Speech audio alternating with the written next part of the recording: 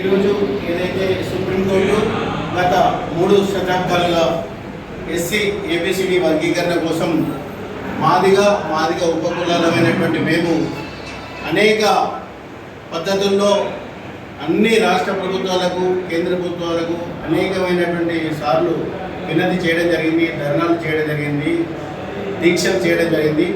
మరి చాలామంది అసలు బాసరు, చాలామంది మా వాళ్ళు ప్రాణాలు కూడా వదిలిపెట్టారు. ఢిల్లీ స్థాయిలో కూడా వెళ్ళి తమ ప్రాణాన్ని వదిలి ఈరోజు ఏదైతే మా ఎస్సీ ఉపకులాల్లో ఉన్నటువంటి 59 కులాలకు ఎస్సీ అనే పదం ఒక ఇద్దరు ముగ్గురికే వర్తిస్తుందని మనం అనుకుంటాం. కేవలం మాల, మాదిగ, దేవతి ఇలా 2-3 అనుకుంటాం, కానీ అట్లా కాదు సార్. నిజంగా చెప్తున్నాం, మా ఎస్సీ సబ్ క్యాస్ట్లో 59 కులాలు ఉంటాయి. ఆ 59 కులాలలో కూడా దామాషా ప్రకారం, వారికి ఉన్న జనాభా దామాషా ప్రకారం వారికి విద్య, ఉద్యోగం, రాజకీయ పరంగా అట్లాగే రాష్ట్ర కేంద్ర ప్రభుత్వం పెట్టే పలు పథకాల్లో కూడా వీరికి భాగస్వామ్యం ఉంటుంది.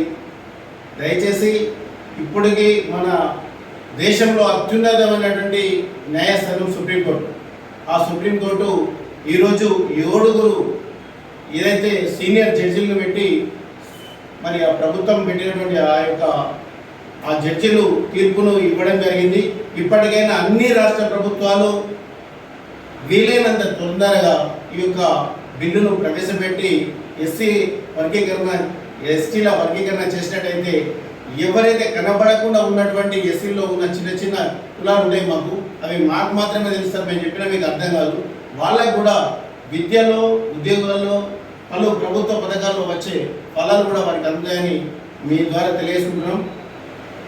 జై ఎంఆర్పిఎస్, జై మాదిగ, జై జై